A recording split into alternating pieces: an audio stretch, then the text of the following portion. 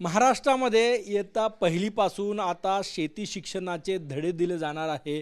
माझ्यासोबत शालेय शिक्षण राज्यमंत्री डॉक्टर पंकज भोयर सर आहेत। भाऊ, तुम्ही एक महत्त्वाची बैठक मंत्रालयात घेतली आणि पहिल्या वर्गापासून शेती।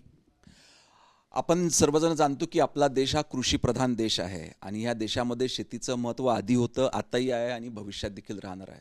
त्या अनुषंगानं आपली नवीन येणारी पिढी याला शेतीविषयक बेसिक नॉलेज तरी किमान त्या ठिकाणी असावं, याच्याकरता आपण न्यू एज्युकेशन पॉलिसीप्रमाणे शेतीचा कंटेंट आपण अभ्यासक्रमामध्ये टाकतो आहे। पहिलीमध्ये एकदम बेसिक कंटेंट टाकतो आहे, त्याच्यानंतर हळूहळू वाढवत ते 6वी ते 10वी पर्यंत सेंद्रिय पद्धतीने शेती कशी करायची किंवा आधुनिक AI टेक्नॉलॉजीचा वापर शेतीमध्ये कसा करायचा आहे, ह्या संदर्भातले काही व्यावसायिक अभ्यासक्रम आपण त्याच्यामध्ये ॲड करतो आहे। मी 6वी ते माझ्या हातात जे पत्र आहे महाराष्ट्र सरकारचं, त्याच्यात 6वी ते 10वी तुम्ही आर्टिफिशियल इंटेलिजन्स पण शिकवणार आहे। हां, कारण आता सगळ्या क्षेत्रामध्ये आर्टिफिशियल इंटेलिजन्सचा वापर होतो आहे। निश्चितच त्याचा चांगला उपयोग कृषी क्षेत्रामध्ये देखील झाला पाहिजे, याच्याकरता विद्यार्थ्यांना थोडंफार बेसिक नॉलेज असावं। ह्या अनुषंगानं AIचा देखील आपण शेतीमध्ये कसा वापर करायचं माहिती त्या ठिकाणी विद्यार्थ्यांना देणार आहोत। कधीपासून पहिल्या वर्गात शेती? या वर्षीपासून आपण पहिल्या वर्गामध्ये त्या ठिकाणी टाकतोय, जसं परसबाग आहे, हे नंतर बांबू लागवड आहे, ह्या संदर्भातले बेसिक नॉलेज आपण हळूहळू त्याच्यामध्ये ॲड करतोय।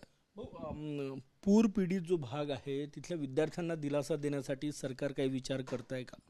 अतिवृष्टीमुळे काही भागातली प्रचंड हानी त्या ठिकाणी झालेली आहे। अनेक गावांना त्या ठिकाणी पाण्याने वेढा घातलेला आहे। अशा परिस्थितीमध्ये जर का तिथल्या विद्यार्थ्यांना काही अडचण आली आणि ते परीक्षा केंद्रावर नाही पोहोचू शकले, तर निश्चितपणे त्या ठिकाणावरून जर का तशी मागणी आली तर त्याच्यावर शासन विचार करेल। काही परीक्षा आहे, दिवाळीच्या पूर्वीच्या परीक्षा असतात, त्या पुढे ढकलल्या जाऊ शकतो तिथली परिस्थिती असेसमेंट घेऊन? तिथली स्थानिक परिस्थिती विचारात घेतल्या जाईल, तिथली मागणी काय आहे आणि नेमकी घटना काय त्या केंद्रावरती घडली किंवा त्या गावामध्ये घडली, याचा अभ्यास करून मग निर्णय घेण्यात येईल। शाळांचं नुकसान झालं असेल तर तिथे परीक्षेबाबत निर्णय घेण्यात येईल किंवा पुढे ढकलण्यात येईल परीक्षा? मी तेच सांगितलं की तिथली परिस्थिती नेमकी काय आहे, की त्या शाळेचं गावाचं नुकसान कितपत झाले, विद्यार्थी पोहोचू शकले की नाही, किती दिवस वर्ग बंद राहिले आणि किती दिवस विद्यार्थी त्याच्यामुळे शिक्षणापासून त्या ठिकाणी शिकवणीपासून वंचित राहिले का, याची माहिती घेऊन मग तसा निर्णय त्या ठिकाणी घेण्यात येईल। परीक्षा पुढे ढकलण्याबाबत? यस, निश्चितपणे।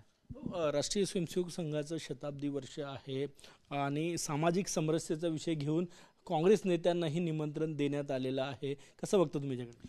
नाही, शेवटी सर्व देशामध्ये सामाजिक समरसता ही त्या ठिकाणी जोपासली गेली पाहिजे, हाच उद्देश राष्ट्रीय स्वयंसंघाचा त्या ठिकाणी राहिलेला आहे आणि याच्याकरिता ज्या ज्या चांगल्या सकारात्मक गोष्टी करण्यात येईल याच्याकरिता पाऊल उचलण्यात येईल। काही काँग्रेस नेत्यांनी नकार पण दिला जाण्यासाठी, वैचारिक मतभेद म्हणून आम्ही जाणार नाही असं म्हणतात डॉक्टर नितीन राऊत, जे काँग्रेसचे नेते आहेत।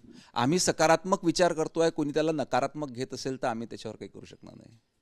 यायला पाहिजे सामाजिक समरसता। आम्ही सकारात्मकतेनं सर्वांना त्या ठिकाणी निरोप देतोय। पूर पीडित भागामध्ये नुकसान भरपाई जी वाटप केली जात आहे, सुरू झालेले धान्य वाटप वगैरे, तोकडी मदत आहे असं म्हणतायत। केंद्राकडून मदत मिळण्याची अपेक्षा आहे। केंद्राचं पथक कधीपर्यंत येऊ शकते? आपण बघितलं की जशी ही पूरग्रस्त परिस्थिती निर्माण झाली, माननीय मुख्यमंत्री महोदयांनी सर्व मंत्रिमंडळासहित स्वतः देखील त्या ठिकाणी पूर परिस्थितीचा दौरा केला, आढावा घेतला आणि लगेच या देशाच्या प्रधानमंत्र्यांची भेट देखील घेतली, त्यांना परिस्थिती कळविली आणि राज्य शासनाला मदत मिळावी अशी मागणी देखील माननीय प्रधानमंत्री महोदयांकडे केलेली आहे। माननीय प्रधानमंत्र्यांनी देखील ती मागणी मान्य केली आहे। लवकरच केंद्राकडून देखील मदत मिळेल आणि आपण जास्तीत जास्त शेतकऱ्यांना, ग्रामीण भागातल्या लोकांना त्या ठिकाणी मदत करू। खूप धन्यवाद। कॅमेरामॅन सचिन सयामसह गजानन उमाटे, TV9 मराठी, नागपूर।